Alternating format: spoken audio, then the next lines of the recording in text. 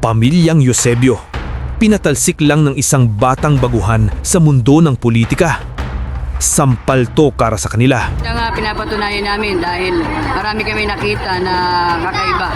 Lalo sa nasira ang mga voting machine. Sa loob ng halos 3 dekada, iisang apelido lang ang umuupo sa Pasig City Hall. Ang pamilyang Eusebio. 30 years na pamamahala, ngulit parang walang pagbabagong Sa tagal nagagawa. ng pamamahala nila, yung Pasig parang naging Eusebio country na.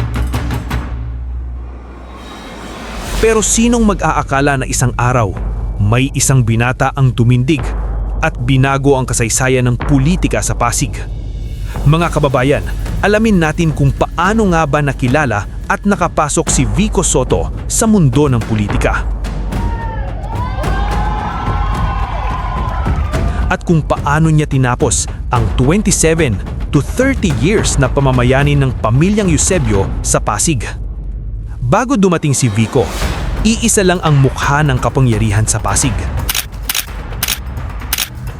Ang Eusebio. Halos 3 dekada. Vicente Eusebio, Vice Mayor, Mayor. Asawa niyang si Soledad, Mayor. Anak na si Robert Eusebio, Mayor. Asawa ni Bobby, Mayor. At muli, bumalik ulit si Bobby. Para sa marami, ang Pasig noon ay parang Eusebio country. Walang pagbabago sa lungsod, bulok na sistema at talamak na korupsyon. Kaya naman napagod ang mga tao at naghangad ng pagbabago. Dito pumasok si Vico. Siguro mixed emotions. Nandyan yung masaya ako, na panalo. Nandyan rin po yung excitement kasi marami tayong pwedeng gawin. Nandyan din yung gaalala tayo kung magiging smooth ba yung transition. Pero hindi naging madali ang kanyang pagkapanalo. Umalma ang pamilya Eusebio at inakusahan pa nga si Mayor Vico na nandaya sa eleksyon. Ngayon ay nandito kami, kasama ko ang aming mga supporters at kami ngayon pinarating sa kanila ang aming plano na susunod na hakbang kung saan ay kami maglalatag ng protesta laban sa pangyayari na dito sa Pasig. Gusto namin maging malinaw dahil alam ng tao kung sino binoto, alam ng tao rin kung sino yung nanalo. At yun ang gusto namin linawin. Sa pamamagitan ng protesta, doon namin mapapatunayan talaga kung sino talaga ang nagwagi dito sa syudad. Bilang alkalde at bilang representante ng Pasig. Marami kami nakita na kakaiba. Lalo sa nasira ang mga voting machine, mula sa delay ng pagpapalit na SD card, marami pang iba. Dinidetalye yan sa aming pagpasa ng aming abogado para sa papail namin sa Comelec. Ngunit agad itong nabasura dahil sa kakulangan ng ebidensya at pinatunayan ng kampo ni Vico at ng Comelec na malinis ang naging botohan at si Mayor Vico talaga ang napupusuan ng mga tao. Pero hindi siya agad naging mayor ha. 2016, nagsimula siya bilang pinakabatang konsehal ng Pasig. Bitbit hindi ang makinarya, kundi prinsipyo. Pero basta't magtutulungan ng maraming Pasigenyo, malayo ang mararating namin. Bago ako pumasok sa politika, NGO worker ako. Nag-aral ng political science at public management at itinulak ang Pasig Transparency Mechanism Ordinance, isang lokal na bersyon ng Freedom of Information. Tahimik, walang drama, pero ramdam ng tao may bago. Siyempre, kailangan naman nating i-acknowledge na siya ay isang Sotto at meron siya mga kamag-anak ng makapangyarihan rin. Iniisip lang namin na sana siya ay may iba dahil una muna, siya pa lang naman talaga yung Sotto sa Pasig. Right?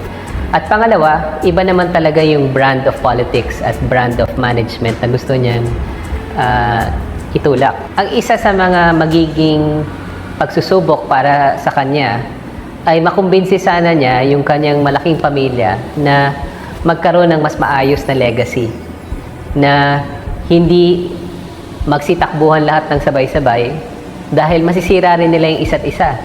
Sa halalan ng 2019, nagdesisyon ang mga Pasigenyo. Pagkatapos ng halos 30 years, hindi na Eusebio ang iboto. Pinili nila ang bata, hindi trapo. Walang political machinery, pero may malinaw na direksyon. Kakampi, kalaban sa eleksyon. Day after elections, okay na po sa akin. Tapos na ang May 13. Panahon na magsama-sama tayo. Ang ina ni Vico na si Connie Reyes tuwang-tuwang itinaas ang kamay ng anak. Sana wag ko kayong bibitip. Ang ama niyang si Vic Soto di pa rin makapaniwala. Very proud of my son. Matapang.